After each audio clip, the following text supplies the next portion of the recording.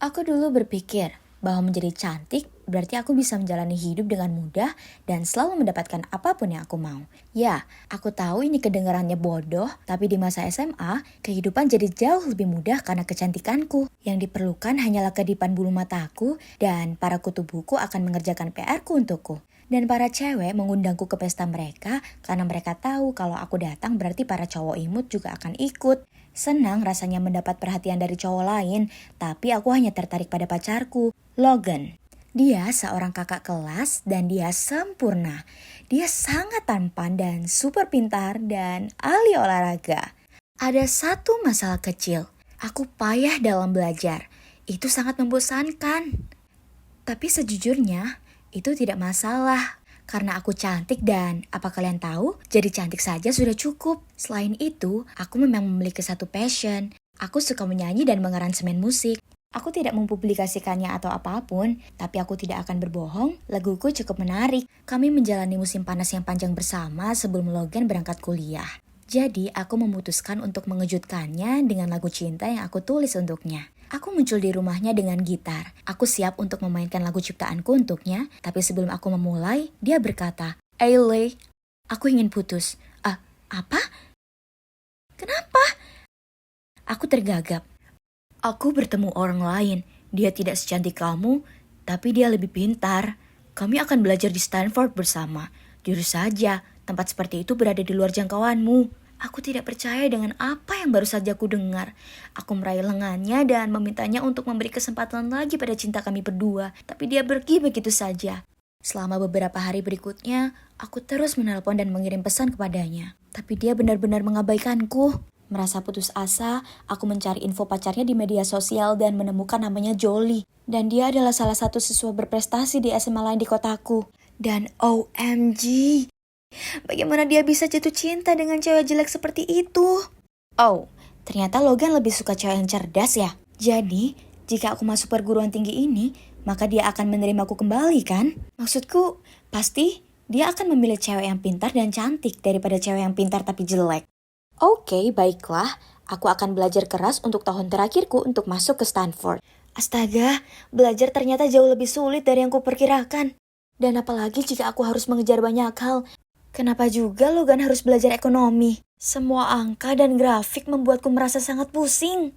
Aku tidak tahu harus mulai dari mana. Semuanya baru bagiku. Jadi aku harus meminta beberapa fans kutu bukuku untuk membantuku. Awalnya, mereka justru menertawakanku karena mereka mengira aku sedang bercanda. Namun ketika mereka sadar aku sedang sangat serius, mereka memberiku beberapa buku dan mencoba menjelaskan banyak hal padaku. Aku bahkan menghabiskan waktu istirahatku di perpustakaan. Mengapa di sana seperti labirin? Aku bersumpah aku tersesat dan tidak bisa menemukan jalan keluar setidaknya selama 1 jam. Suatu kali, aku bahkan tertidur di perpustakaan dan beberapa cowok menganggap mengambil foto itu lucu. Dan beberapa hari setelah itu, semua orang di sekolah menyebarkan fotoku yang sedang ngiler di tumpukan buku. Namun, meski mengalami kesulitan, aku tidak bisa menyerah. Aku bahkan menempelkan foto Logan ke dinding kamarku untuk mengingatkanku akan tujuanku. Aku berhenti berkumpul dengan teman-temanku dan tidak lagi pergi ke pesta, dan aku bahkan melewatkan pesta prom untuk belajar. Tak perlu dikatakan lagi, teman-temanku benar-benar mengira aku gila atau semacamnya. Bahkan ibuku sangat khawatir hingga dia ingin membawaku ke rumah sakit untuk diperiksa secara total. Ya Tuhan, betapa konyolnya. Berhenti bereaksi berlebihan pada orang. Pernahkah kalian melihat cewek cantik bekerja keras sebelumnya? Dan kemudian sesuatu yang gila terjadi. Aku menerima surat dari Stanford dan OMG, coba tebak, aku berhasil masuk. Aku tidak percaya, begitu pula keluarga dan teman-temanku. Semua orang sangat kaget dan turut bahagia untukku. Sejujurnya, menyerah pada musik dan itu sangat disayangkan. Tetapi mempelajari musik tidak akan membantuku mendapatkan Logan kembali. Dan ini akan membantuku. Tadinya aku akan kuliah di perguruan tinggi yang sama dengannya, mempelajari mata kuliah yang sama, meski terlambat 1 tahun. Apa yang mungkin salah? Jadi, aku pindah ke perguruan tinggi dan bertemu teman sekamar paling culun yang pernah ada. Dia benar-benar menempelkan persamaan matematika ke dinding. Cewek yang aneh. Terlebih lagi, belajar di sini bahkan lebih membosankan dibanding di SMA. Jauh lebih parah.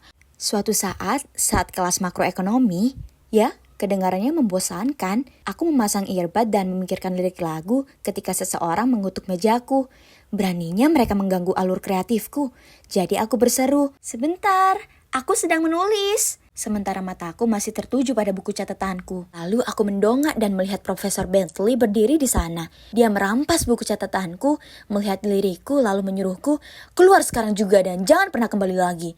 Ya terserahlah, lagi pula aku juga sangat muak dengan mata kuliah yang membuatku mengantuk ini. Sungguh, melihat cat mengering akan lebih menyenangkan. Aku bergegas keluar dari sana, mengomel pada diriku sendiri tentang betapa aku membenci kelasnya yang timpang. Ketika aku berbelok di tikungan dan melihat Logan berpegangan tangan dengan pacarnya yang jelek.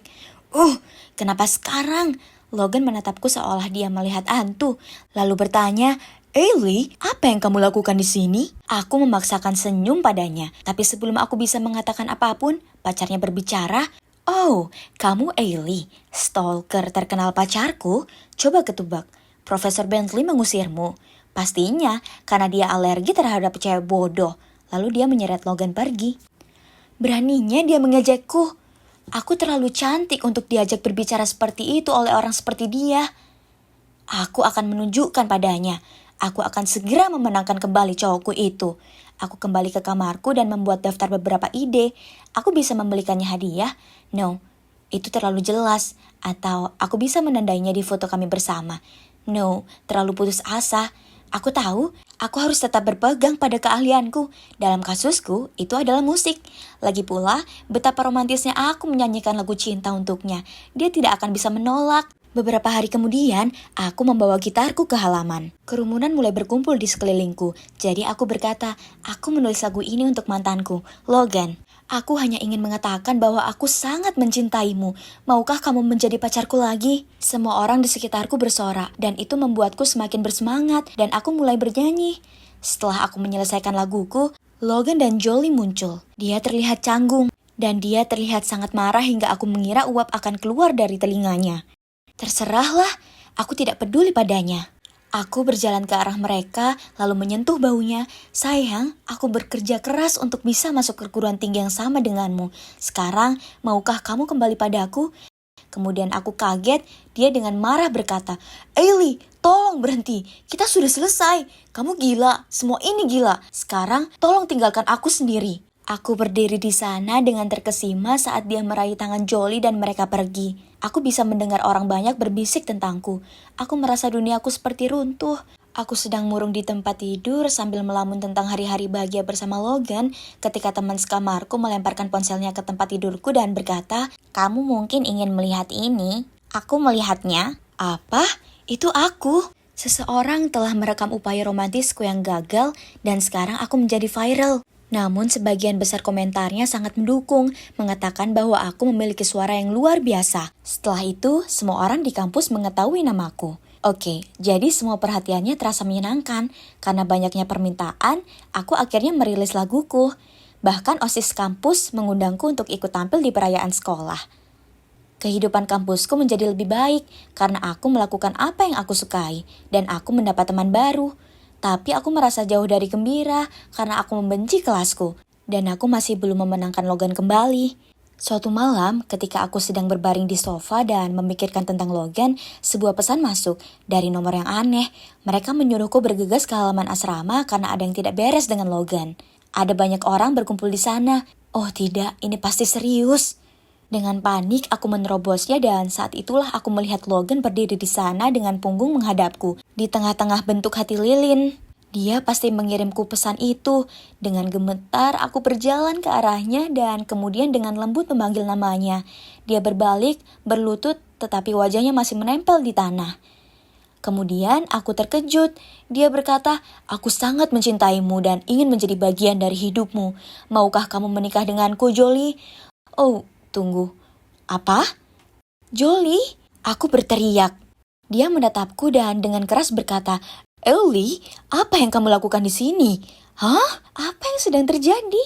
Aku menoleh ke belakang dan saat itulah aku melihat beberapa teman mereka berdiri di belakangku dengan beberapa foto mesra Logan dan Jolie serta spanduk bertuliskan, "Maukah kamu menikah denganku, Jolie?" Oke, jadi ini jelas bukan untukku. Tiba-tiba Jolie muncul dan dengan suara mengejek berkata, Pertama, kamu menguntit pacarku dan sekarang kamu merusak lamaran kami. Sudahlah, dia tidak menginginkanmu. Sebelum aku dapat mengatakan apapun, Logan berteriak padaku. Oh, Ellie, tolong hentikan. Aku mohon, berhentilah terobsesi. Itu membuatku muak. Aku tidak mencintaimu lagi dan aku tidak akan pernah menginginkanmu kembali. Aku berdiri di sana dengan sangat malu. Aku mendengar orang banyak mengejekku dan mengambil foto. Aku segera lari dengan air mata mengalir di wajahku. Aku dengan marah memutar kembali nomor telepon yang mengirimku pesan, tapi aku sudah diblokir. Ini pasti merupakan gagasan seseorang tentang lelucon yang tidak masuk akal. Seminggu kemudian, teleponku berbunyi. Apa? Ternyata dari Logan. Aku segera membuka pesan. Hai Ali, ternyata aku mengetahui bahwa Jolie mengirimmu pesan itu untuk bertemu di halaman. Temanku membocorkan lamaran itu padanya sehingga dia membuat lelucon itu untuk mempermalukanmu. Hal-hal yang kamu lakukan membuatnya merasa sangat tidak aman. Dan meskipun perbuatannya salah, kamu sendiri yang menyebabkan semua ini. Silakan maju terus dan temukan kebahagiaan. Karena ini bukan dirimu yang sebenarnya. Tindakanmu telah membuatmu terlihat jelek. Dan kamu kehilangan dirimu sendiri. Aku menangis karena aku tahu dia benar. Aku menyerah pada passionku dan melamar ke jurusan yang tidak aku minati. Dan semua ini demi cowok yang masih belum memilihku. Sekarang, saatnya untuk menyerah pada Logan dan perguruan tinggi ini. Bagaimanapun juga, keduanya tidak tepat untukku. Aku mungkin cantik, tapi penampilan saja tidak bisa membuat seseorang jatuh cinta. Ada yang lebih dari itu. Untuk saat ini, aku sudah pindah kembali ke rumah, tapi aku akan mencurahkan hati dan jiwaku ke dalam musik, lalu mendaftar ke sekolah musik jurusan komposer, karena akhirnya aku sadar bahwa bukan Logan yang akan membuatku bahagia, passionku yang bisa membuatku bahagia. Hei Dick, kenapa kau di sini sendirian? Siapa namamu? Aku pertama kali melihat gadis kecil ini saat kutemukan toko kue keren di dekat sekolahku. Dia selalu duduk di lorong di dekat sini, memakai pakaian yang sama berulang kali, sambil menggendong boneka beruang di tangannya. Dia mendongak melihatku dengan mata besar dan lugunya itu, lalu menjawab malu-malu. Aku Alex. Kemudian dia mulai menangis pelan dan berkata, ayah dan ibuku selalu bekerja, jadi aku menunggu mereka di sini. Terkadang mereka pergi berhari-hari. Oh, gadis kecil yang malang ini, dia pasti kelaparan karena dia terus memperhatikan bungkusan croissantku. Ku beri dia sepotong dan dia bilang croissant coklat adalah kesukaannya. Wow, sama sepertiku. Tidak heran kalau aku merasa tertarik pada gadis kecil ini. Dia memakannya dengan lahap, jadi ku katakan padanya aku akan membelikannya satu lagi dan aku akan segera kembali. Aku tak tahan melihatnya begitu lapar. Bagaimana bisa orang tuanya meninggalkannya begitu saja? Aku lari secepat mungkin. Tapi saat aku kembali ke lorong itu, dia tidak ada. Aneh sekali. Aku tak bisa melihatnya lagi. Aku berjalan pulang, dan malam itu aku tak bisa berhenti memikirkannya. Apa orang tuanya sudah menjemputnya? Keesokan harinya, aku kembali ke toko kue, dan sebelum aku sampai di sana, ku dengar beberapa anak berteriak. Ku coba melihat lebih dekat, dan di sanalah Alex, meringkuk di tanah sementara anak-anak itu melempar boneka beruangnya. Tak, dia menangis. Ini membuatku sangat marah. Jadi ku serbu mereka. Hei, tinggalkan dia sendiri sekarang juga, atau kau akan berhadapan denganku. Para pembuli itu langsung kabur. Aku bergegas menghampiri dan merangkul Alex. Dia menyeka air matanya dan berkata, terima kasih, selain boneka beruangku, kau satu-satunya yang mau berteman denganku. Sumpah, tenggorokanku rasanya tercekat. Kemudian kutanya dia apa yang terjadi. Dia cerita padaku kalau dia bolos sekolah karena dibully karena memakai pakaian lusuh dan bau. Bahkan guru-gurunya jahat kepadanya, ujarnya. Ya ampun, perasaanku. Aku tak tahan lagi, jadi kuulurkan tanganku. Alex, aku tak bisa meninggalkanmu di luar seperti ini. Aku selalu ingin punya adik kecil. Jadi bagaimana menurutmu? Aku berjanji aku akan melindungimu. Alex meremas tanganku, yang kuanggap berarti setuju. Kami beranjak dan dia bertanya apa boleh dia tunjukkan padaku sesuatu. Itu taman bermain di mana dia dulu biasa pergi, dan segera setelah melihatnya, ku rasakan gejolak dalam diriku. Taman bermain itu tampak familiar. Kami main di arena panjat dan ayunan, dan bahkan ada perosotan besar yang sangat asik untuk dimainkan. Kami main berjam-jam, dan rasanya aku kembali ke masa kecilku. Ya, andai saja aku bisa benar-benar mengingat masa kecilku. Sejauh yang aku tahu, saat aku masih 8 tahun, aku mengalami kecelakaan besar. Itu membuatku mengalami cedera kepala berat dan menghapus seluruh ingatanku. Sejak itu, aku menjalani terapi dan melakukan pengobatan. Tapi rasanya sungguh aneh, tak bisa ingat apapun dari masa sebelumnya. Tapi aku berusaha fokus di masa sekarang, dan aku tahu betapa beruntungnya aku bahkan masih bisa hidup. Namun, terkadang sakit migrain dari kecelakaan itu jadi sangat parah. Dan itu tepatnya terjadi pada saat kami berada di ayunan. 1 menit lalu aku memandangi awan dan tertawa. Berikutnya, kurasakan diriku tergelincir dari ayunan dan jatuh ke tanah. Hal terakhir yang kulihat adalah Alex berlari ke arahku. Saat kubuka mataku, aku berada di rumah sakit, dan orang tuaku di sana menggenggam tanganku. Akhir-akhir ini, sakit migrainku jadi makin sering, dan itu sangat membuat khawatir ibu dan ayahku. Yang pertama kupikirkan adalah, di mana Alex? Aku tanya orang tuaku apa mereka melihat gadis usia 8 tahun. Tapi mereka terlihat kebingungan. Aku menyadari, mungkin saja dia takut lalu kabur. Tapi dia terus saja ada di pikiranku. Jadi segera setelah aku keluar dari rumah sakit beberapa hari kemudian, aku pergi mencarinya. Dia tidak terlihat dimanapun. Tapi ada bara di dadaku yang terus mendesakku untuk menemukannya. Jadi aku tak boleh menyerah. Aku harus menemukannya. Aku berlari ke taman bermain itu, dan aku lega melihatnya lagi di ayunan. Dia tampak begitu sedih, jadi aku tanya padanya ada apa. Lalu tangisnya pecah saat dia berkata, "Keluargaku, mereka kehilangan segalanya. Ada gangster mendatangi rumah kami dan mencuri semua yang kami miliki." Aku bahkan mulai menangis setelah mendengarnya. Bagaimana bisa orang bisa begitu kejam? Dia lalu memberitahuku dia belum makan berhari-hari, karena orang tuanya tak punya uang untuk membelikannya makanan. Untungnya aku baru saja membeli croissant coklat, dan dia melahap keduanya. Sementara itu, pikiranku dipenuhi dengan gagasan membantu Alex. Tabunganku hampir tak cukup untuk menghidupinya, tapi mungkin orang tuaku bisa membantu. Mereka berdonasi di gereja di kota, jadi aku yakin mereka akan senang membantu Alex. Dengan cepat kutelepon ibuku. Dia bilang akan senang sekali menemui Alex dan lihat apa yang bisa mereka lakukan. Jadi, dengan senang ku beritahu Alex berita baik itu. Lalu kami langsung berjalan menuju ke rumahku. Aku memberinya lebih banyak makanan dan kami duduk di sofa untuk menunggu orang tuaku. Melihat wajahnya yang cerah membuatku merasa sangat senang. Segera saat ku dengar mobil mereka parkir, aku lari ke pintu dan berkata, "Ibu, ayah, Alex di sini." Orang tuaku masuk dan mereka melihat sekeliling ruangan. Kemudian ayahku berkata, sayang, di mana dia?" Aku menunjuk ke sofa dan berkata, "Dia tadi ada di sana." Kemudian ku panggil namanya, tapi dia tak menjawab.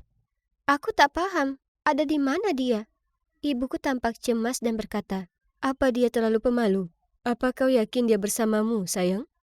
Dengan panik kuperiksa seluruh penjuru rumah, tapi dia tak ada di manapun. Sekarang aku mulai panik, dan ayahku memelukku dan berkata, "Alice, sayang, tenanglah. Mungkin kamu perlu istirahat." Kemudian ku dengar ibu berbisik kepada ayah, "Migrain yang parah mungkin telah menguras tenaganya lagi. Ajak dia ke atas. Aku akan menelpon dokter untuk menanyakan soal halusinasi." Aku tak berhalusinasi. Dia nyata. Kenapa kalian tak mempercayaiku? Aku berteriak sambil berusaha melepaskan diri dari lengan ayahku. Aku merasa pusing saat ini. Kepalaku rasanya berdenyut-denyut dan setelahnya semuanya jadi gelap kembali. Aku akhirnya berada di rumah sakit lagi untuk yang kedua kalinya minggu itu. Wow, itu adalah rekor baru. Aku berbaring di sana pura-pura masih tak sadarkan diri untuk mencuri dengar obrolan orang tuaku dengan dokter. Alice bersikap agak aneh. Dia terus menyebutkan gadis gelandangan dan kedengarannya agak mirip dengan masa kecilnya. Hari ini dia bahkan berkata dia membawanya pulang ke rumah untuk menemui kami. Tapi kami tak bisa temukan dia di manapun. Dan kukira dia bahkan tidak nyata. Ibu berkata. Dokter itu kemudian berkata, "Mungkin saja gadis kecil ini sebenarnya memori Alice yang hilang. Terkadang setelah terapi dan pengobatan, memori lama akan mulai muncul. Mungkin gadis kecil ini adalah seseorang dari masa kecil Alice, seorang teman atau lainnya." Apa? Ini gila. Apa Alex berasal dari masa kecilku? Aku tak paham. Aku duduk tegap dan tergagap. Apa kalian menyembunyikan sesuatu dariku?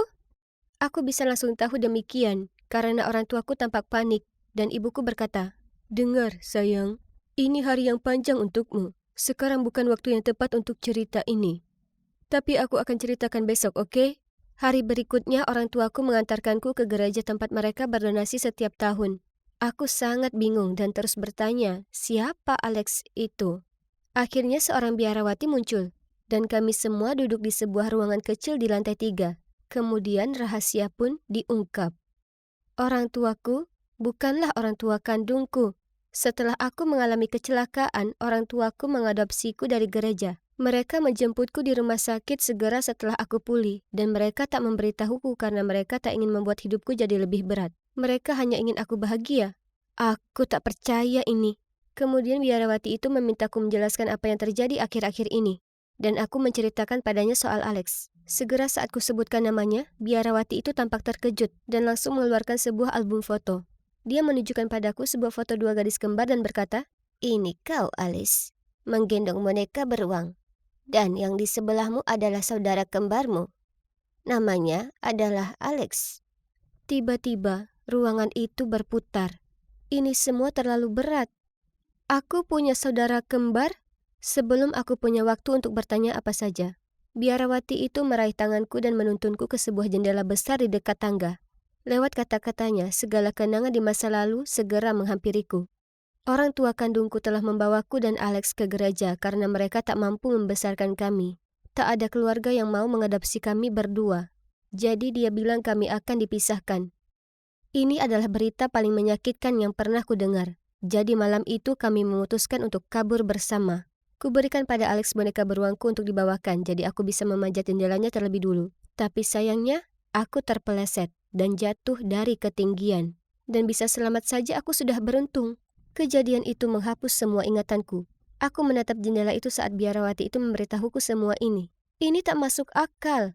Ada berapa banyak rahasia yang sudah disembunyikan dariku selama ini. Jadi, di mana Alex sekarang? Aku bertanya. Air mata jatuh membasahi pipiku. Ternyata, Alex sudah diadopsi oleh keluarga lain. Tapi biarawati itu sudah kehilangan kontak dengannya karena keluarganya sudah pindah ke luar negeri. Aku merasa sesak nafas. Aku harus menemui saudaraku. Tapi bagaimana aku bisa menemukannya tanpa ada informasi apapun? Aku mulai mencari di sosial media seperti orang gila. Tapi tak ada satupun yang muncul. Tapi aku tak akan menyerah. Aku mengupdate perjalananku mencari Alex setiap hari di blog pribadiku. Tak semalam pun aku tidur tanpa memikirkan dia dan bertanya-tanya bagaimana kabarnya. Untungnya, orang-orang di internet benar-benar menunjukkan ketertarikan dan dukungan terhadap ceritaku. Kabar itu terus beredar, namun sejauh ini masih belum ada petunjuk tentang Alex. Bahkan ilusi dari Alex kecil tak mau muncul lagi, sejak hari di mana ku dengar kenyataan itu. Tapi aku tahu dalam lubuk hatiku kami akan temukan cara untuk kembali pada satu sama lain, entah bagaimana. Dan kemudian, suatu pagi, aku terbangun dari sebuah mimpi aneh diikuti dengan migrain lainnya. Jadi kuputuskan untuk jalan-jalan cari udara segar dan mampir ke toko kue untuk sarapan. Aku melirik lorong seperti biasanya. Dan kulihat diriku sendiri, mondar-mandir dengan boneka beruang di tangan. Terlihat seperti tersesat. Kedengarannya aku sudah kehilangan alur ceritanya, ya kan? Nah, ternyata belum. Karena sebenarnya itu adalah Alex. Kami mematung selama kurang lebih 1 menit penuh saat kedua mata kami bertemu. Kemudian tanpa sepatah kata pun terucap, kami langsung saling berpelukan sambil menangis. Jadi, singkat cerita, Alex sudah pindah ke Perancis sejak usia 10 tahun. Dan sejak itu, dia juga berusaha mencariku. Terima kasih berkat postingan di Twitter, dia menyadari aku masih di sini. Jadi kemudian dia mendaftar beasiswa ke Amerika supaya dia bisa menemukanku. Dan, ya, di sanalah dia, berdiri tepat di hadapanku. Tak ada kata-kata yang bisa menggambarkan betapa ini masih terasa tak nyata setiap kali aku melihatnya. Oh, jangan khawatir. Semua orang termasuk orang tuaku sudah memastikan bahwa dia adalah orang yang nyata. Bukan lagi produk dari imajinasiku. Syukurlah.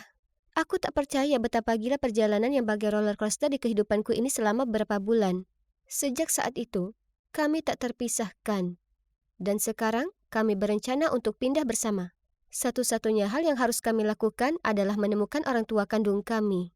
Alex mengingatnya dengan jelas. Jadi dia terus memberitahuku 8 tahun pertama kehidupan kami selama bersama. Doakan kami berhasil.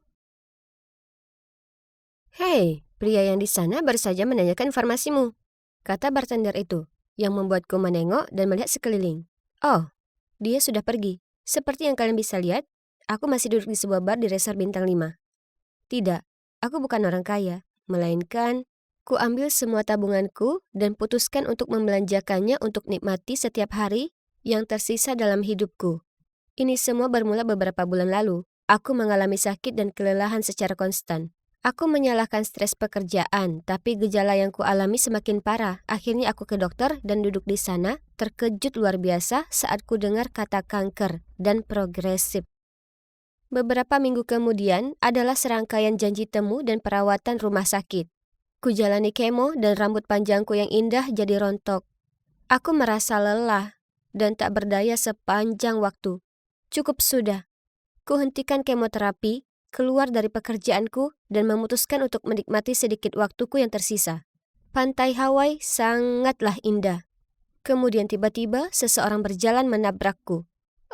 Minumannya membuatku basah. Aku mendengarnya berkata, "Ya Tuhan, aku sangat menyesal."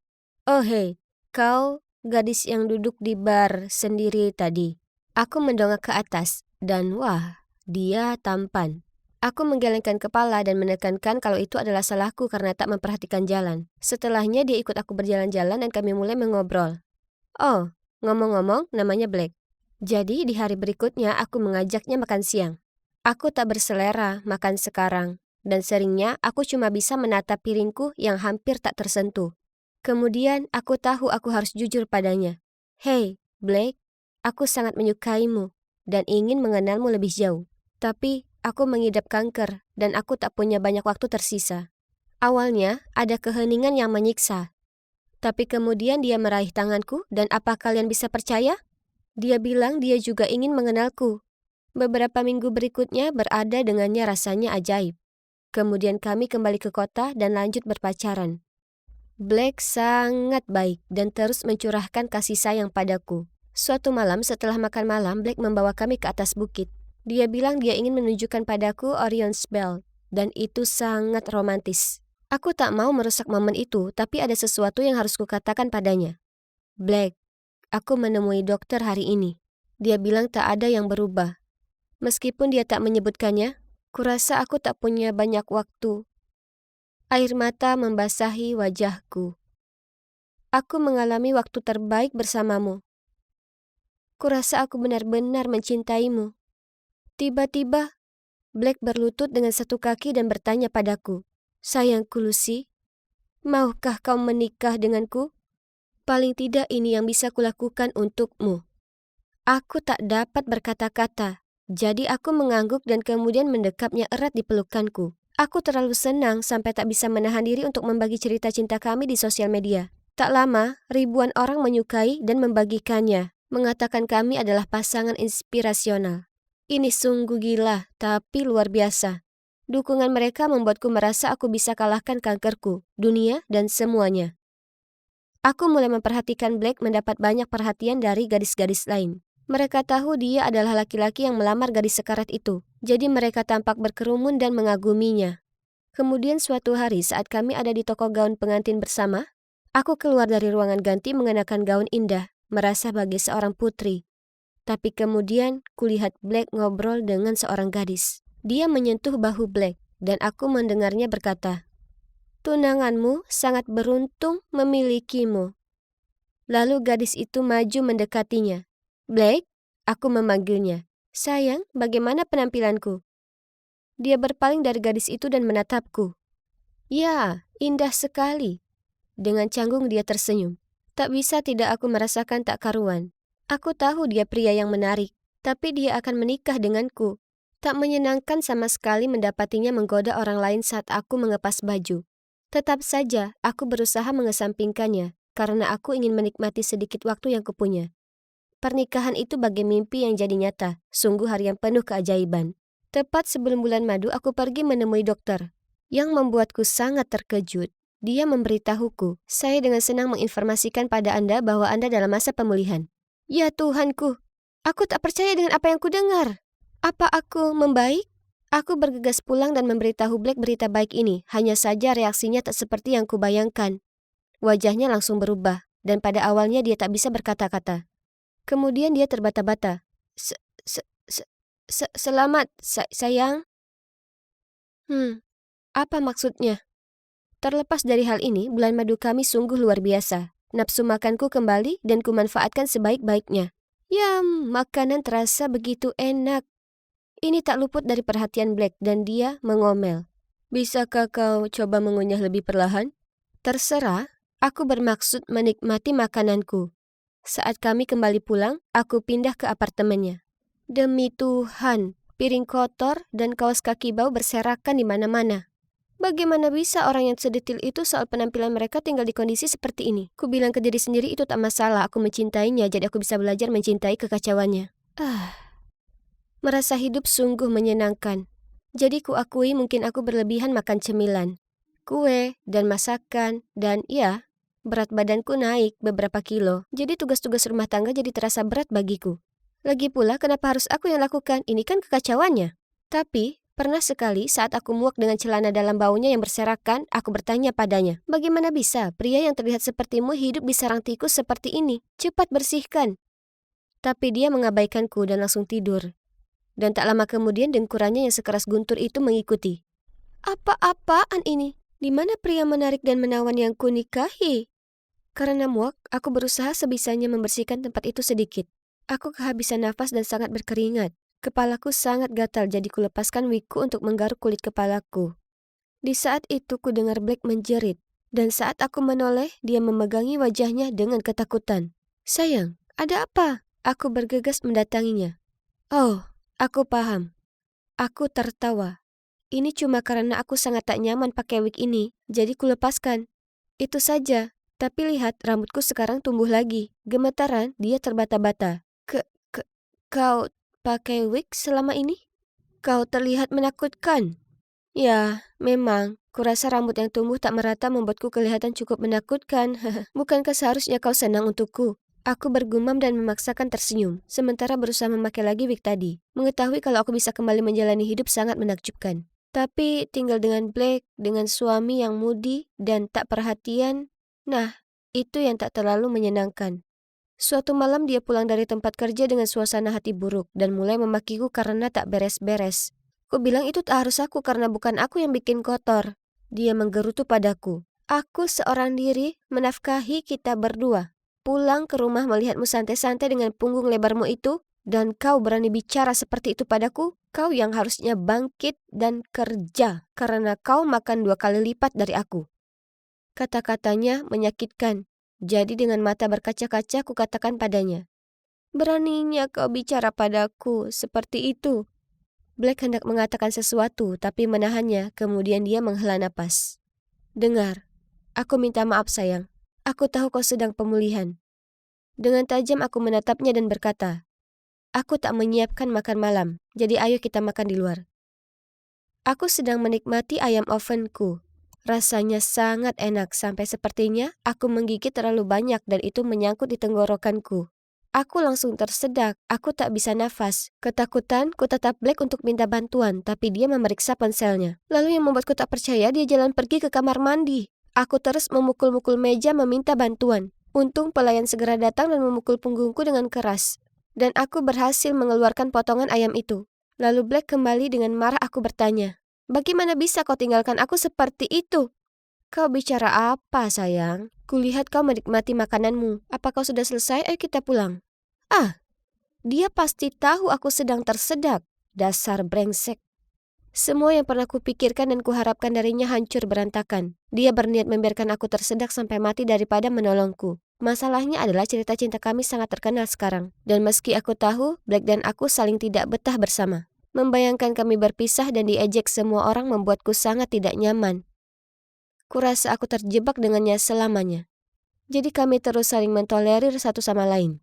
Kemudian suatu malam saat aku sedang nyemil keripik kentang sambil nonton TV, ponselku berbunyi. Itu dari nomor yang asing. Halo, apakah Anda istri Black? Black telah mengalami kecelakaan mobil dan kami butuh Anda untuk segera ke sini. Aku terpaku untuk beberapa saat. Maaf, salah nomor. Lalu menutupnya. Ponselku berbunyi beberapa kali lagi tapi aku tak menjawabnya. Rasa bersalah mulai menghinggapiku, jadi ku ambil tasku dan bergegas ke rumah sakit. Suster menyuruhku menandatangani berkas agar Black bisa mendapatkan operasinya. Dengan pena di tangan aku meragu. Maaf, di mana bagian donasi organ? Aku bertanya. Suamiku bersedia mendonasikannya jika hal buruk terjadi.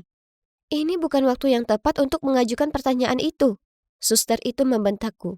Tepat pada saat itu orang tua Black bergegas masuk dengan panik. Kuserahkan pada mereka berkas itu dan pergi menyelinap kembali ke apartemen. Setelahnya, aku berpikir panjang dan keras tentang hubungan kami. Awalnya sungguh menggebu-gebu. Tapi aku sadar aku sama sekali tak mencintainya dan begitu pun dirinya. Semua keputusan kami dibuat dengan sangat cepat berdasarkan gagasan bahwa aku mungkin akan mati nantinya. Kami sangat keras kepala untuk mengakui kekalahan dan pergi. Dan sekarang kami sengsara.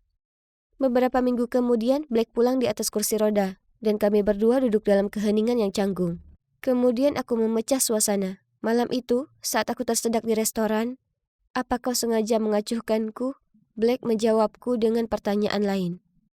"Apa benar kau ingin mendonasikan organku, bukannya membantuku mendapatkan operasi?" Aku menjawab, "Aku minta maaf.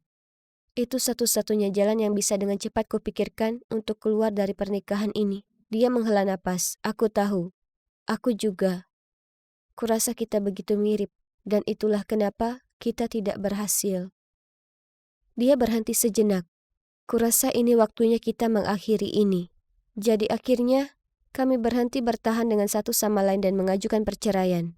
Orang-orang di sosial media sangat marah dan memposting banyak sekali komentar pedas seperti sangat menginspirasi sebagai pasangan dan menurutku ini menandakan pernikahan palsu. Kuputuskan untuk menutup semua akun onlineku. Pendapat mereka sudah tak ada artinya lagi. Aku punya dukungan keluargaku, itu lebih penting. Yang mengejutkan aku masih berteman dengan Blake. Hei, kami melalui begitu banyak hal bersama dan dia tak sepenuhnya jahat. Aku hanya tak akan pernah mau tinggal bersamanya lagi. Aku bahkan bertemu dengan pacarku yang sekarang ini lewat Blake, karena dia yang mengenalkanku padanya. Lucu sekali kan? Terkadang semuanya tak berjalan sesuai rencana, tapi itu tak masalah. Hidup dalam kebohongan untuk menyelamatkan ego yang telah terluka itu lebih buruk. Oh, ngomong-ngomong, ini rambutku yang asli. Aku sekarang sudah benar-benar sehat. Ingat, kau hanya hidup sekali saja, jadi pastikan kau tak buang-buang waktu berusaha memuaskan orang lain. Dan sebaliknya, terimalah takdir hidupmu dan jalani dengan sebaik-baiknya. Aku sedang duduk di sofa nonton film dengan ibu dan ayahku. Ketika tiba-tiba, pintu terbanting dan kami semua menoleh untuk memeriksa apa yang terjadi. Ya, itu kakak perempuanku, Taylor, yang masuk. Dia merebahkan diri di sofa dan menaruh kakinya di atas meja. Kemudian, saat dia melihat-lihat ponselnya, dia melihat ke arah kami dan bersungut. Kenapa kalian semua melongo melihatku seperti aku ini hewan di kebun binatang? Apa aku tak diterima di sini?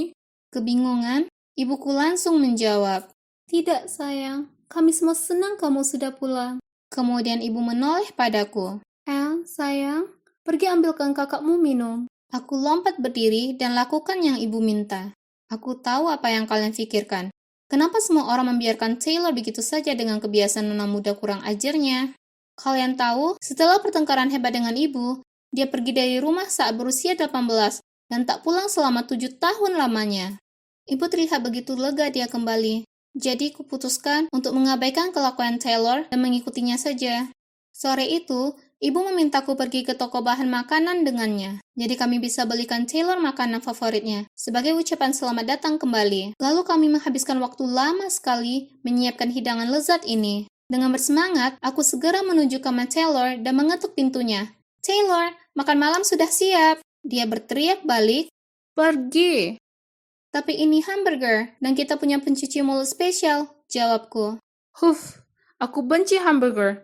Dan tak mungkin aku makan pencuci mulut yang syarat gula. Aku turun ke bawah dan memberitahu ibuku dia tak datang. Ibu mengangkat bahu dan mencoba bersikap seolah itu tak masalah, tapi bisa kulihat kesedihan di matanya. Ayah berusaha meyakinkannya dengan berkata, Dia mungkin hanya butuh waktu menyesuaikan diri. "Ya, dia mungkin hanya lelah," aku menambahkan. Ibu memaksakan senyuman dan berterima kasih pada kami berdua, lalu menyiapkan sepiring makanan dan memintaku membawakannya untuk Taylor. Ku ketuk pintu dan memberitahunya kalau makanannya ada di luar. Dia jawab berteriak kepadaku. Bawa pergi! Aku tak menginginkannya. Kutinggalkan itu di luar kamarnya. Tapi kemudian, saat ibu pergi ke atas untuk tidur, ia melihat piring makanan tak tersentuh itu masih di sana. Ibu mengambilnya untuk dibawa ke bawah. dan membuatnya seolah itu bukan masalah besar. Ia tak bisa membodohiku. Aku bisa tahu kalau ibu menggigit permen karetnya untuk menahan tangis. Saat masih kecil, aku mengidolakan kakakku yang cantik dan penuh semangat. Aku suka sekali cara dia berpakaian tabrak warna, caranya yang keren dalam menata rambut, dan sifatnya yang riang. Masalahnya, sepertinya dia tak suka padaku. Yang dia lakukan hanya memanggilku anak manja, membanting pintu kamarnya di depan mukaku, dan menyuruhku menjauh darinya. 7 tahun sudah, dan kukira semuanya akan berubah. Dia bukan remaja lagi. Dia dewasa. Tapi tidak. Terlihat jelas kalau Taylor membenciku bahkan lebih dari sebelumnya. Aku tak tahu kenapa. Tidakkah dia melihatku sebagai adik yang ideal karena kami punya ayah yang berbeda? Kalian tahu, ayahku bukan ayahnya. Karena ayahnya pergi saat dia masih kecil. Kemudian ibu bertemu ayahku dan mengandungku. Aku tak tahu. Aku cuma belum mengerti kenapa dia sangat tak suka padaku. Minggu demi minggu berlalu, tapi Taylor sepertinya belum menyesuaikan diri sama sekali. Perilakunya makin memburuk. Dia menyetel musik keras-keras hingga dini hari.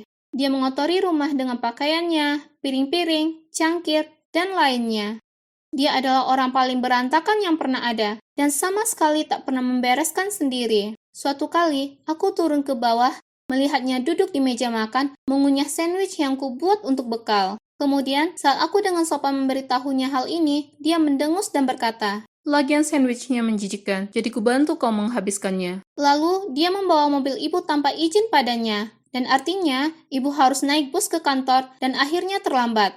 Saat ibu membicarakan soal itu dengannya, Taylor hanya nyengir, melempar kunci mobil padanya dan berkata, Bensin mau habis. lalu berlalu pergi. Ibu berusaha tetap tenang dan mengalihkan dirinya sendiri dengan berbenah. Jadi aku berusaha memeluknya, tapi dia menolakku dan menyuruhku untuk pergi. Aku merasa Taylor bisa bebas melakukan apa saja, sementara aku orang yang dibentak tanpa alasan. Tetap saja, Taylor pasti mengalami masa sulit, ya kan?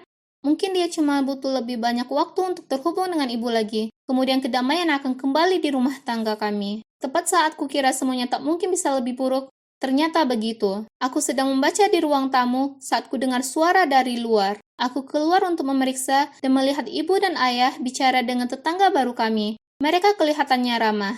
Kemudian Taylor muncul dan menyeringai mengatakan, Berteman dengan tetangga ya, Bu. dengan bingung ibu berkata, Taylor, ini Bill, teman sekelasku dan tetangga baru kita. Bukankah ini dunia yang sempit? Jadi, Anda seumuran ibuku? Wow, Anda tak terlihat seumuran. Tunggu dulu. Bukankah ibu bilang pernah naksir dengan yang namanya Bill? Aku tahu kenapa. Sayang sekali ibu terburu-buru menikah lagi, ya kan? Ibu dan Bill memandang canggung, sementara ayah menggertakkan gigi. Oh, ayah tak terlihat senang. Senang bertemu denganmu, Bill. Ibu bergumam sebelum ia menarik ayah dan Taylor masuk. Di balik pintu, ibu merengut ke Taylor, tapi dia hanya mengangkat bahu dan pergi. Ini pasti membuat ayah kepikiran, karena di malam itu, aku tak sengaja mendengar ayah bertanya pada ibu. Kenapa kau tak pernah menyebutkan soal Bill sebelumnya? Sayang, itu cuma sekedar suka saat aku masih remaja. Kau tahu seperti apa kan? Ya, tentu. Ayah menggaruk kepalanya. Sekarang aku terjebak di tengah semua ketegangan ini. Dan ini semua karena Taylor yang bikin ulah lagi. Kemudian, beberapa hari berikutnya, ayah pulang kerja dan langsung marah-marah. Bang menelpon. Rupanya aku menghabiskan banyak uang di toko jam. Apa ini kau? Ibu menggelengkan kepala. Aku juga tak tahu apa-apa. Kemudian Taylor menyelinap masuk. Ngomongin beli barang? Kita perlu membelikan sesuatu untuk ulang tahun Bill. Maksudku, dia mengundang kita semua. Jadi tak sopan kalau tidak belikan. Oh, aku tahu ibu belum memberitahu ayah kalau Bill sudah mengundang seluruh keluarga ke pestanya. Ayah melihat ibu dengan raut tak percaya dan geram. Oh, begitu. Kau pakai uangku untuk membelikan kekasih SMA-mu jam tangan mahal. Dengarkan dirimu sendiri. Kau ini bersikap konyol. Aku tak akan diam di sini dan mendengarkan tuduhanmu seperti ini. Kemudian, ibu cepat pergi. Aku sangat ingin memberitahu mereka kalau pagi ini aku sudah melihat Taylor berlama-lama di kamar mereka. Terlihat sangat mencurigakan. Tapi bagaimana bisa aku membahasnya saat suasananya begitu tegang? Kuputuskan aku perlu menghadapi sumber masalahnya. Taylor, kemudian hanya ada kami berdua. Kukatakan padanya, aku tahu itu kamu. Kulihat kau mengintip barang-barang ibu. Dia hanya mengangkat bahu dan menjawab, Helen kecil, kelihatannya kau ini lebih pintar daripada penampilanmu. Ya, memang. Terus kenapa? "Kenapa kau jahat sekali? Ibu dan ayah bisa saja berpisah karena kamu." Yang membuatku kaget, dia menyeringai sambil mengatakan, Nah, itulah rencanaku. Kenapa kau bisa rasakan keluarga bahagia, sementara aku terjebak di sini tanpa ayahku? "Apa? Bagaimana bisa dia seegois itu?" Aku tak bisa menahan lagi frustasiku. "Bagaimana bisa kamu lakukan ini terhadap ibu? Aku tak akan membiarkan kau lepas dari hal ini." Apa iya? Dan apa tepatnya yang akan dilakukan tikus pendiam sepertimu soal ini? Lalu dia mendorongku dan berjalan pergi. Aku tahu aku harus memberitahu ibu, tapi ini artinya membuat hatinya hancur. Aku akan melakukannya. Aku hanya perlu temukan cara yang lembut untuk memberitahu. Kalau putri tercintanya mendapat kesenangan dengan menghancurkan kehidupannya. Tapi kemudian, sebelum aku sempat cari jalan keluar, sesuatu yang mengerikan terjadi. Keesokan harinya, aku sampai rumah dari sekolah, mendapati ibu dan ayah di dapur. Ayah melipat tangannya dengan ekspresi tegas di wajahnya. Dan ibu menangis saat dia dengan sedih menatap beberapa berkas di atas meja di depannya. Formulir perceraian. "A- Apa yang terjadi? Kau harus percaya padaku. Aku tak selingkuh dari ayahmu." Kemudian ayah menyelanya. Berhentilah berbohong. Aku bisa melihatnya dengan mata kepalaku sendiri. Kemudian dia membanting setumpuk foto-foto di atas meja. Dalam foto itu, ibu sedang mencium Bill di sebuah kafe. Hah? Ini tak masuk akal. Aku tak paham. Aku tak menemui Bill kemarin. Aku menemui temanku Sandra. Tapi ayah cuma makin marah. Kemudian menarik tas kopernya ke arah pintu. Berhenti berbohong. Aku bisa lihat apa yang terjadi jelas sekali. Aku tak bisa lagi percaya padamu. Kemudian dia pergi. Ibu menangis lebih keras setelahnya. Aku tak tahu harus berkata atau bereaksi seperti apa. Aku ingin mempercayai ibu, tapi foto itu menunjukkan yang sebaliknya. Tiba-tiba, pintu terbuka, dan Taylor masuk, memandang ibuku menangis mencurahkan perasaannya, dan menyeringai senang. Kemudian pergi ke atas. Itu benar, Taylor. Dia pasti ada hubungannya dengan ini, jadi aku terus memantaunya. Saat aku lewat kamarnya, aku dengar dia sedang menelpon. Dan tanpa berpikir panjang, aku pergi mencari ibu dan menyeretnya ke atas. Pokoknya, aku berhutang budi kali ini, bro. Ya, foto itu berhasil. Ya, terima kasih. Keterampilan Photoshopmu cemerlang sekali. Fotonya kelihatan seperti sungguhan. Hahaha. Ibuku terpaku. Beberapa detik kemudian, ibu mendorong pintunya terbuka, lalu ibu memandang Taylor dan mengucapkan kata-kata. "Kenapa?" Taylor menatap tercengang, tapi kemudian dia mengangkat bahu dan menjawab. Ini balas dendam karena menyayanginya. Dia menunjukku. Lebih daripada kau menyayangiku. Aku ingin kalian semua menderita karena hidup bahagia bersama. Kenapa dia punya kalian berdua, sementara aku tak dapat apa-apa? Murka. Ibu menampar Taylor di wajahnya dan berteriak. "Aku malu padamu, dan aku ingin kamu pergi sekarang juga." Taylor memegangi wajahnya dan menggertak balik. Dengan senang hati. Toh aku juga benci di sini. Kemudian dia bergegas keluar ruangan, membanting pintu di belakangnya. Aku memeluk ibu, dan kami berdua mulai menangis. Keluarga bahagiaku sudah dihancurkan, dan semua karena kakakku cemburu dan mengira ibu lebih menyayangiku. Ini semua sangat gila. Kemudian, malam harinya, ibu menerima telepon dari rumah sakit. Wajah ibu jadi pucat saat memberitahuku kalau Taylor baru saja tabrakan mobil. Kami bergegas ke rumah sakit, dan dokter memberitahu kami Taylor butuh operasi darurat. Tapi dia sudah kehilangan banyak sekali darah. Dia perlu transfusi darah. Masalahnya, golongan darahnya langka, tapi untungnya sama dengan ibu. Jadi tanpa ragu, ibu mengatakan kepada dokter untuk mengambil darah sebanyak yang Taylor butuhkan untuk menyelamatkannya. Setelah donor, ibu tak pulih secepat yang diperkirakan. Sebaliknya, dia jadi lemah dan butuh perawatan medis. Jadi saat ini, Taylor ada di ruang operasi, dan ibu ada di ICU. Ini menakutkan. Bagaimana jika aku kehilangan mereka berdua? Kutelepon ayah dan menceritakan semua yang terjadi padanya. Lalu ia segera ke rumah sakit. Penantian itu sungguh menyiksa. Tapi saat dokter datang dan memberitahu kalau mereka berdua akan baik-baik saja, dan aku bisa menemui Taylor, aku menangis bahagia. Melihatnya terbaring di sana, memar dan ketakutan, kulihat sisi rapuh dirinya yang tak pernah kulihat sebelumnya. Jadi, kuraih tangannya dan ceritakan apa yang ibu lakukan untuknya. Dia terlihat malu dan berpaling dariku, lalu bergumam bagaimana dia menyesal akan segalanya. Setelah itu, ayah dan aku membesuk mereka berdua setiap hari. Ayah datang ke rumah sakit juga untuk memeriksa apakah semuanya oke, tapi dia menunggu di luar ruang ibu karena dia tahu ibu masih marah. Akhirnya, ibu pulang. Lalu seminggu berikutnya, Taylor juga dipulangkan. Kami pergi menjemput Taylor, dan meski ibu dan dia tak bicara, aku bisa rasakan kehangatan di antara mereka. Malam itu, saat kami makan malam santai, Taylor berdeham menjernihkan suaranya, lalu mengatakan, Semuanya, aku ingin mengatakan sesuatu. Aku tahu aku sudah bersikap sangat kurang ajar, dan aku minta maaf. Ibu, kukira ibu tak menyayangiku. Karena aku ini pengingat masa lalumu, dan merusak kebahagiaan keluarga barumu. Tapi aku tahu sekarang, betapa sakralnya ikatan ibu dan anak. Ibu tak pernah mengesampingkanku. Aku sendiri yang begitu. Dan Anne, aku minta maaf, aku belum bisa menjadi kakak yang seharusnya untukmu. Aku iri padamu, tapi aku salah merasa seperti itu. Kuharapkan kalian berdua bisa memaafkanku. ayah juga minta maaf ke ibu karena salah paham padanya. Kami semua menangis terseduh. Kemudian kami semua saling berpelukan. Kami tak perlu katakan apapun. Tindakan kami sudah cukup. Kami adalah keluarga, dan kami saling menyayangi. Keluarga tak selalu terbuka, tapi keluarga adalah keluarga, melewati masa suka dan duka. Dan mereka layak diperjuangkan. Tak peduli terkadang mereka luar biasa menyebalkan. Percayalah padaku, aku tahu semua itu. Aku sedang berdiri di luar kampus, mengobrol dengan teman-temanku, ketika tiba-tiba sebuah mobil polisi berhenti, dan dari jendela mobil, seorang polisi tampan melambai ke arahku, lalu menyuruhku untuk bergegas masuk.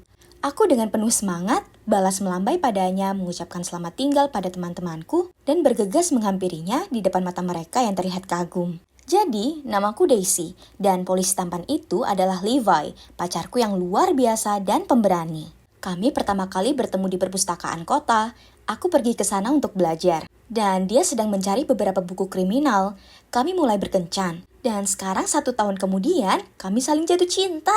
Ada begitu banyak hal yang aku sukai dari berkencan dengan polisi. Seperti melihatnya berseragam, selalu membuatku berseri-seri dengan bangga. Dan aku tidak akan berbohong, dia memiliki perut yang sekuat baja karena semua latihannya. Wow! Selain itu, dia punya kebiasaan unik yang paling lucu. Seperti saat kita pergi ke restoran atau teater, dia selalu memeriksa sekeliling terlebih dahulu memastikan apakah aman. Namun, walaupun aku suka berpacaran dengannya, tetap saja ada yang menyebalkan. Seperti jadwal kerja yang tidak dapat diprediksi. Siang, malam, akhir pekan, kapan saja dia terus bekerja. Lalu saat kami akhirnya berhasil merencanakan sesuatu, dia terkadang mendapat panggilan telepon darurat dan harus membatalkan janji bersamaku. Ini menyebalkan, apalagi saat itu adalah pernikahan adik perempuanku. Tapi, tanpa diragukan lagi, hal yang paling menyebalkan adalah popularitasnya di mata cewek-cewek lain. Mereka seperti semut yang mengerubungi gula, terutama rekannya yang satu ini, Ellie. Suatu kali, Levi membawa rekannya Brad kembali saat aku sedang belajar di sana. Aku mendengar Brad berkomentar, "Levi, aku tidak pernah mengira kamu akan menjadi kutu buku. Kupikir kamu akan berakhir dengan Ellie. Semua orang bisa melihat kalian berdua punya chemistry yang kuat." Levi mencoba menertawakan hal itu dan bilang kalau itu tidak masuk akal, tapi rasa cemburu muncul dalam diriku. Saat Brad pergi, aku benar-benar kesal karenanya.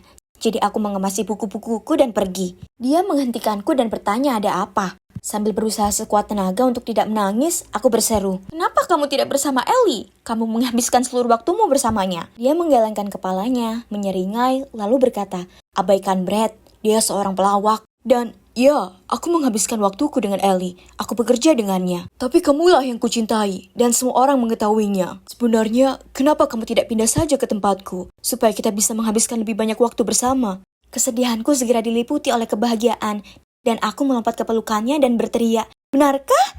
Ya, tentu saja."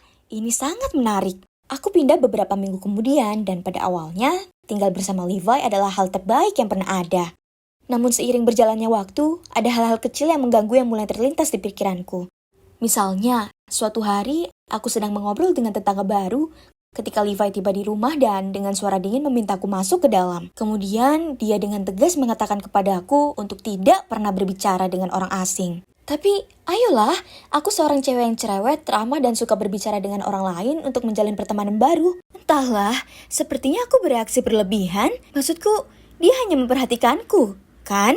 Namun, kebutuhannya akan memegang kendali semakin memburuk saat aku sudah berjanji untuk bertemu teman-temanku di kota. Levi juga akan ikut, tapi kemudian dia mendapat panggilan kerja di menit-menit terakhir dan tidak bisa ikut. Saat aku bilang aku akan naik taksi, dia ketakutan dan bilang aku tidak boleh pergi. Setelah aku kesal karenanya, dia dengan enggan menyetujui untuk mengizinkanku pergi. Dia menelpon perusahaan taksi terkenal untuk menjemputku, lalu memberitahuku kalau aku harus kembali sebelum jam 10 malam. Namun setelah beberapa kali minum, aku kehilangan kesadaran akan waktu. Aku terlalu bersenang-senang. Aku sedang berdansa dengan temanku ketika Levi menyerbu masuk, meraih lenganku, dan menarikku keluar dari sana. Semua orang menatap kami, tidak bisa dihindari karena dia mengenakan seragam polisi. Aku bahkan mendengar seorang cowok berteriak, "Pasti yang selalu berpura-pura polos itu kan?" Itu sangat memalukan.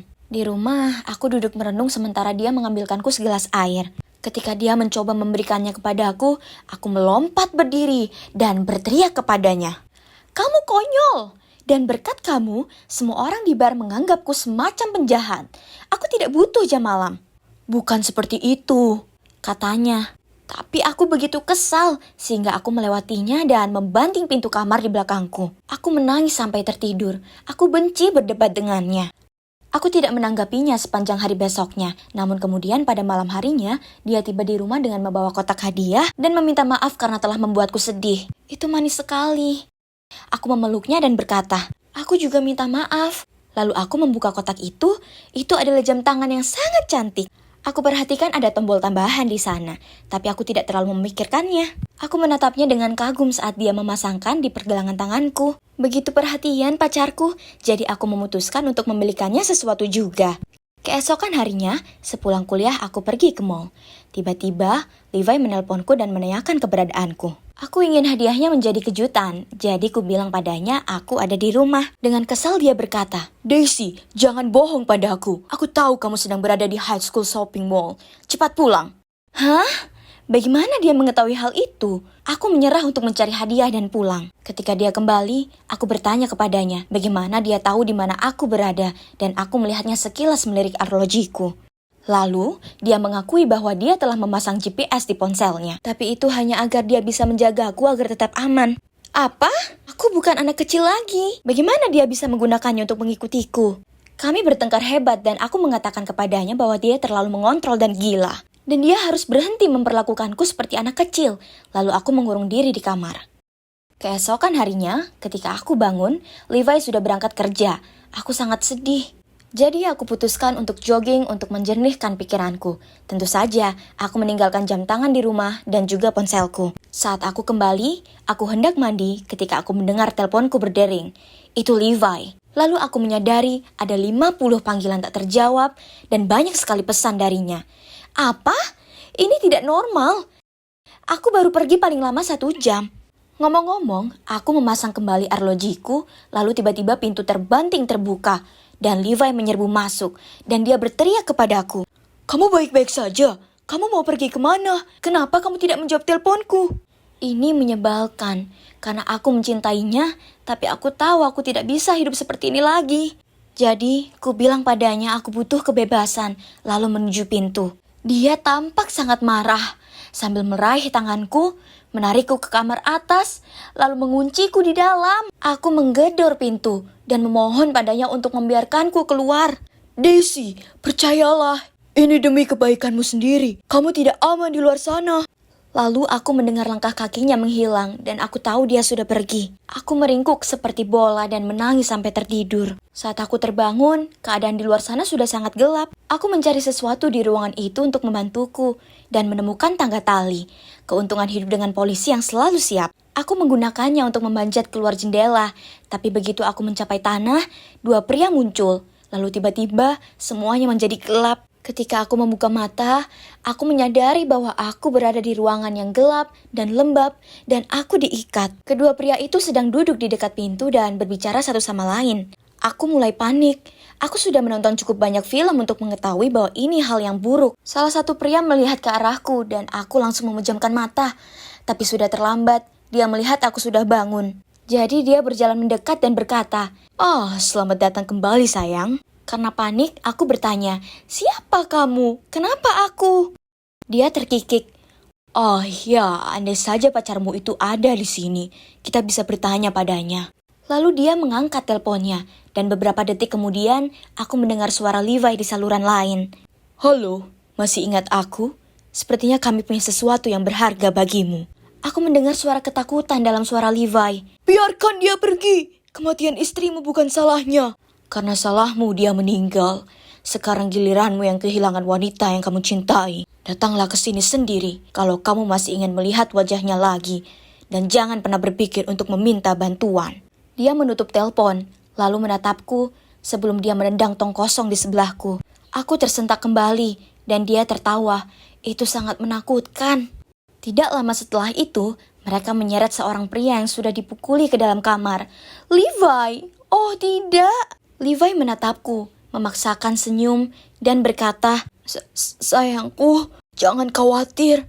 Aku di sini sekarang." Geng itu menertawakannya, lalu dia berhenti di depan Levi dan berkata, "Aku pikir kau dan aku perlu sedikit ngobrol. Sebut saja masalah pria." Aku tahu aku perlu menemukan cara untuk membantunya. Tapi apa? Saat itulah aku melihat jam tanganku sudah ada GPS. Jadi mungkin tombol tambahan untuk melakukan sesuatu. Aku berjuang untuk menekannya, yang tidak mudah dilakukan dengan tangan yang terikat. Percayalah, namun pada akhirnya aku berhasil melakukannya. Pada titik ini Levi tidak sadarkan diri, dan aku mulai menangis. Aku tidak ingin kehilangan dia. Tidak seperti ini. Orang itu memasang sesuatu di sampingnya. Oh tidak, itu adalah bom. Dia mencibir, "Kamu punya waktu 30 menit lagi untuk mengucapkan selamat tinggal pada kekasihmu." Lalu orang-orang itu pergi. Aku memanggil nama Levi dan terisak betapa aku mencintainya. Sejujurnya aku mengira kami berdua akan mati di sana. Dan menyaksikan penghitung waktu menghitung mundur menuju kematian kami adalah perasaan terburuk yang pernah ada. Tiba-tiba pintu terbuka. Awalnya aku mengira orang-orang itu yang kembali. Namun sebaliknya, Brad dan timnya bergegas mendekat. Melihat bomnya, lalu segera membawa aku dan Levi keluar dari sana. Aku didorong ke tanah sesaat sebelum terjadi ledakan besar. Dan rumah itu meledak.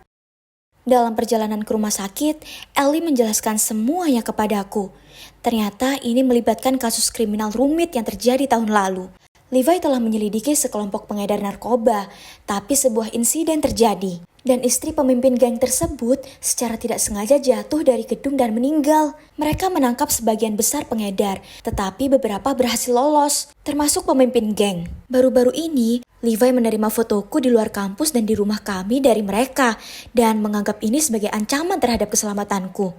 Nah, itu menjelaskan semua perilaku Levi yang suka mengendalikan dan aneh.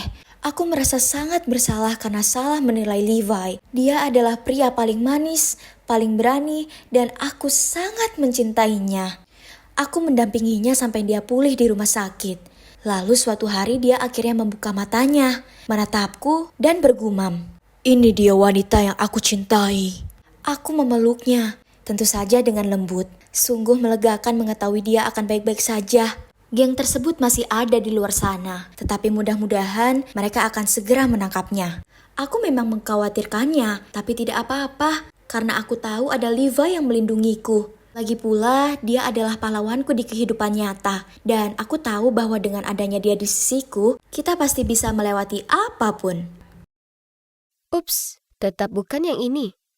Wow, kenapa mereka punya satu ruangan penuh hanya untuk sepatu? Itu tak masuk akal. Aku bergumam sendiri saat menutup pintunya. Aku bersumpah, kurasa itu pintu ke-20 yang kubuka.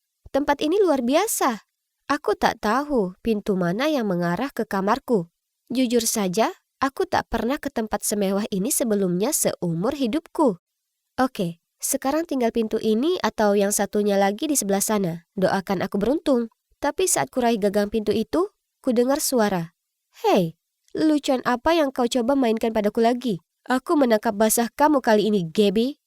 Tertegun, aku berbalik. Dan, oh wow, Sesosok pria yang sangat tampan berdiri di sana, tampak begitu puas dengan dirinya sendiri.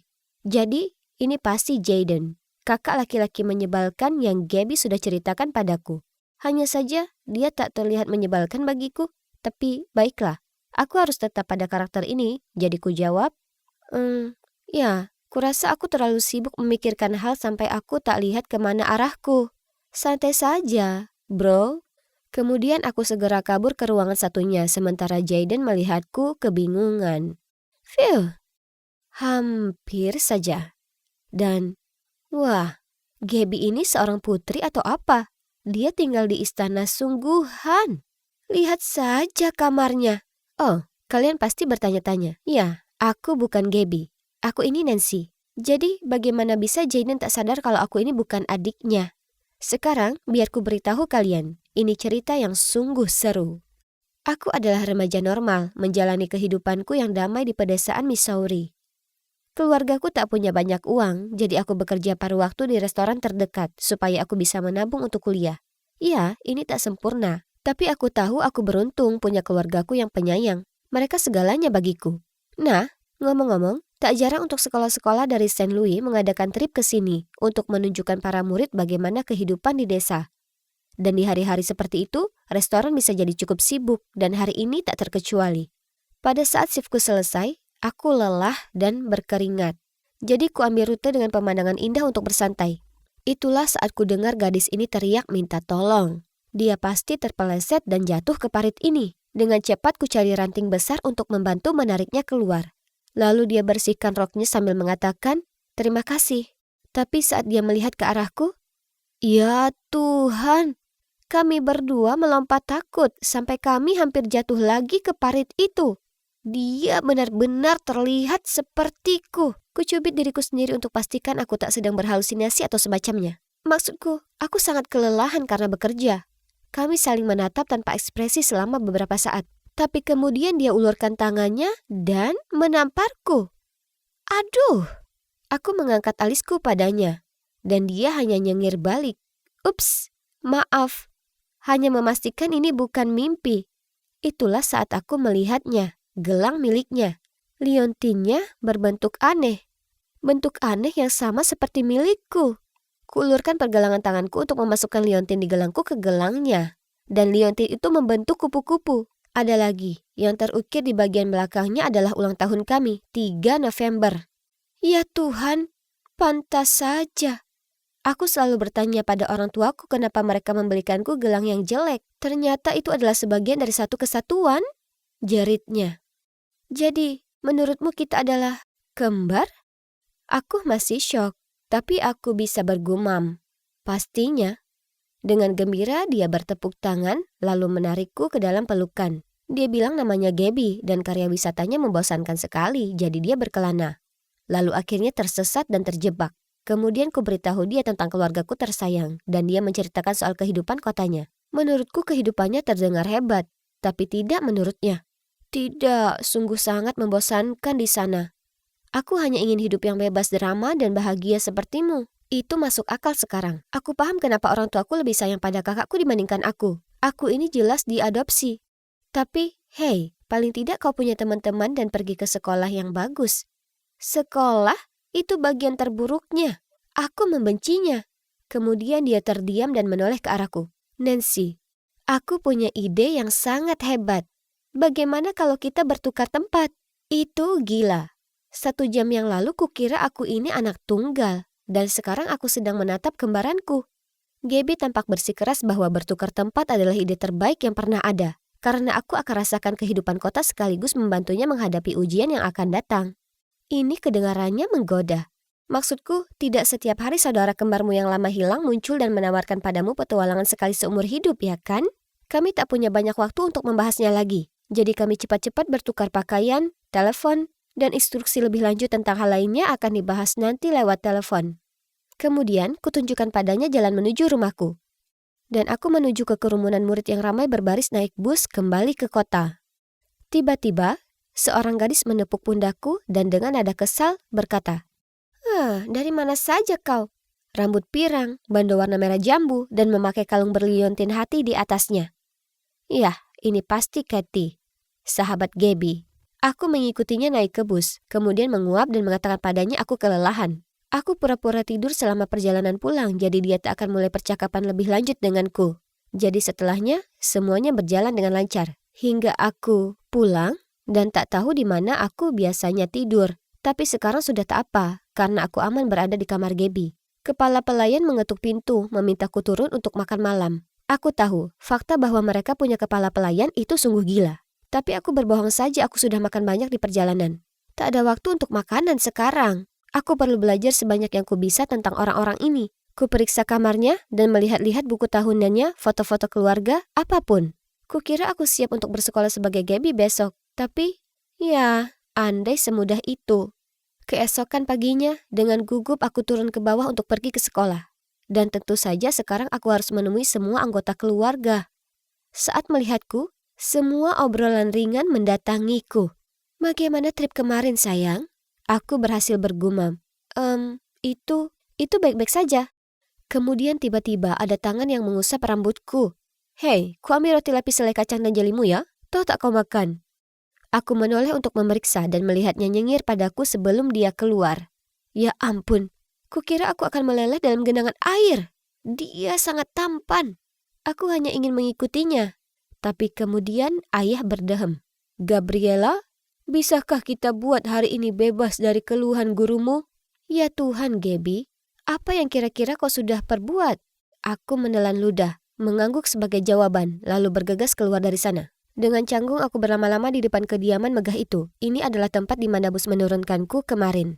Jadi, semoga saja memang begini biasanya. Kemudian tiba-tiba, seorang pemuda berwajah seram parkir di seberang jalan dan berteriak padaku. Sayang, kau sedang apa? Ayo masuk. Aku? Aku ini kekasihnya? Oh, jadi dia adalah Dylan, pacar saudara kembarku. Aku berjalan mendekat dan dengan enggan naik ke kursi belakang. Hei, ada apa? Apa kau masih marah padaku karena membiarkanmu pergi karya wisata sendirian? Ayolah, katamu itu tak masalah. Aku tak tahu harus berkata apa padanya, jadi aku terus diam dan menatap keluar jendela. Ayolah sayang, maksudku ini konyol. Kita berdua tahu duduk di belakang selalu membuatmu mabuk perjalanan. Ya ampun, aku harus mengatakan sesuatu untuk membuat cowok ini tutup mulut ya? Tidak, semuanya baik di antara kita. Hanya saja aku agak tak enak badan. Aku perlu istirahat, itu saja. Dan lebih longgar di sini. Nah, sepertinya itu membuatnya lebih tenang. Tapi aku terus memergokinya menatap aneh padaku lewat kaca spion. Lihatlah dia. Gabby dan aku mungkin kembar, tapi selera cowok kita benar-benar berbeda. Dylan terlihat seperti tipe cowok nakal. Rambut hijau, hidung bertindik, dan mengendarai mobil sport yang mentereng. Sementara aku memilih cowok manis dan lucu, seperti Jaden. Tapi aku tak mau dengan tak sengaja mengacaukan hubungan adikku juga. Jadi saat kami sampai di sekolah, aku harus memberinya kecupan di pipi, memastikan kami baik-baik saja. Bau parfumnya tak enak. Untungnya aku bertemu Katie di parkiran, jadi aku mengikutinya ke kelas. Semuanya berjalan dengan baik, paling tidak sampai kami tiba di kelas bahasa Spanyol. Gurunya, Bu Harrison, memberiku tatapan penuh curiga sejak aku masuk. Ternyata, Gabby tak serahkan tugas rumahnya, dan dia menghabiskan sepanjang waktu di pelajaran sebelumnya dengan mengecat kukunya. Bu Harrison menuntut untuk memeriksa PR-ku hari ini. Nah, tentu saja aku tak tahu aku punya PR. Jadi, dengan suara kecewa, dia berkata, Gabby, sudah 2 tahun dan kamu masih belum tahu cara menggabungkan satu kata kerja pun. Apa kau bangga dengan itu? Tiba-tiba, ku dengar Katie berbisik. Tapi paling tidak dia tahu cara berpakaian, Bu Harrison. Sweaternya kelihatan seolah itu seharusnya dibuang 2 tahun lalu. Kemudian beberapa anak di kelas terkekeh. Ya Tuhan, Katie, itu kasar sekali. Tapi untungnya guru itu tak mendengarnya. Aku langsung minta maaf ke Bu Harrison dan mengatakan padanya berikan saja padaku kuis dadakan untuk PR-ku yang terlewat. Beliau melakukannya. Dan kemudian yang mengejutkan beliau dan juga seisi kelas, aku berhasil menjawab semua pertanyaan. Setelah kelas, ku katakan pada Katie kalau komentarnya tentang Bu Harrison itu tak baik. Tertawa dia menjawab, Astaga, kenapa kau begitu tegang hari ini? Tapi setelah melihat ekspresiku, dia segera mengubah topik pembicaraan. Kau masih harus membantuku dengan rencana itu, oke? Kau sudah janji.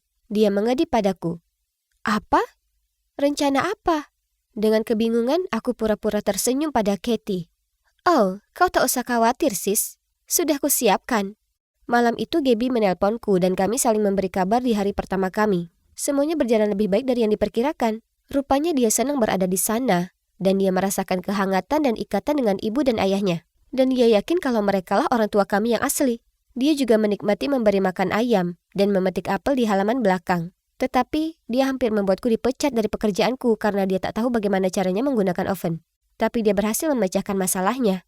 Kukatakan padanya kalau aku sudah mengatasi masalah dengan Dylan dan berbaikan dengan Bu Harrison. Tapi oh ya, Gaby, Katie menyebutkan padaku soal suatu rencana. Apa itu? Oh ya, aku janji untuk mencomblangkannya dengan Jaden. Kurasa kau harus melakukannya untukku sekarang. Hatiku serasa tenggelam saat mengatakannya. Jaden? Maksudmu kakakmu Jaden?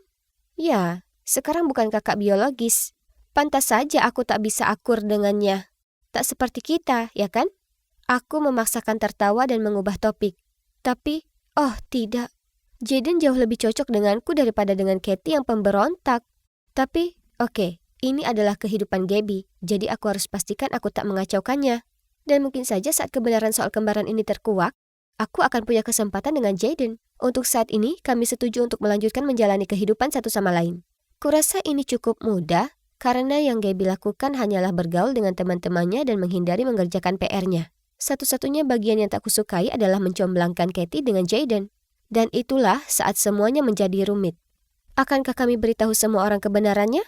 Ataukah bertukar kehidupan ini terlalu menyenangkan untuk dihentikan? Nantikan bagian kedua untuk mengetahuinya.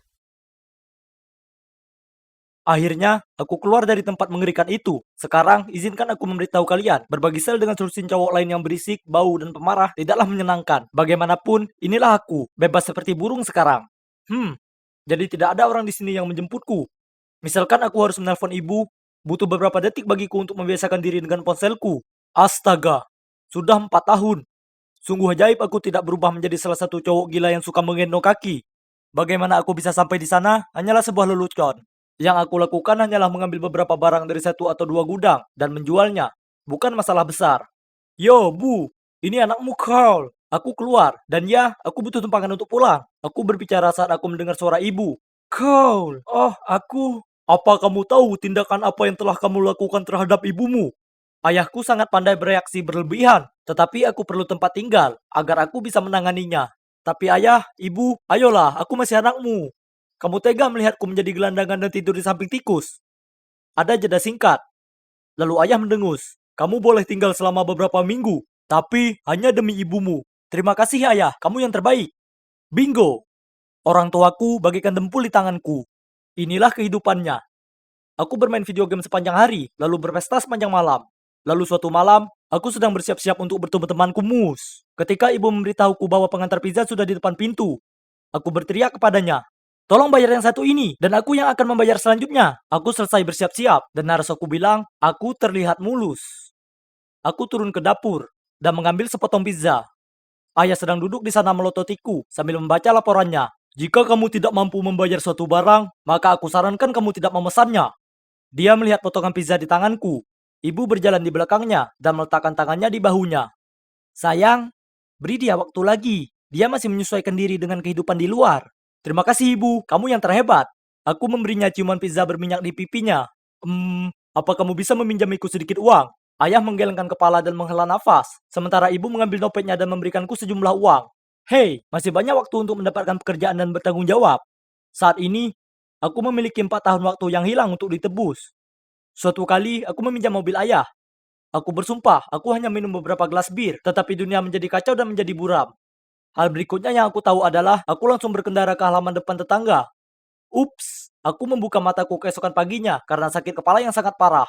Jadi yang kuinginkan hanyalah kopi hitam dan sepiring penuh bacon. Tapi aku malah mendapat tatapan tajam dari ayah. Tepat saat aku kira kamu sudah tidak bisa lagi bersikap tidak bertanggung jawab, kamu mengambil mobilku tanpa izin, minum terlalu banyak, lalu merusak mawar kesayangan Gloria. Tenang saja ayah, aku akan memperbaikinya nanti, kataku sambil membuka lemari es untuk mencari makanan. Bukan kamu harus membayar ganti rugi. Kami sudah membuat keputusan. Kamu punya waktu 1 minggu untuk keluar dari rumah kami. Sekarang tunggu dulu. Aku tidak punya tempat untuk pergi. Aku tidak bisa tinggal bersama Mus karena dia menabrak garasi saudara perempuannya. Dan aku tidak mengenal orang lain. Bagaimana mungkin? Ah, aku harus sedikit bersantai. Jadi aku mengeluarkan ponselku dan mulai menelusuri aplikasi kencan. Lalu aku menjodohkannya dengan si pirang cantik bernama Trudy. Dia sedikit lebih tua dariku, tetapi keluarganya mengalami kesulitan. Dan juga, dia memiliki bisnis sendiri.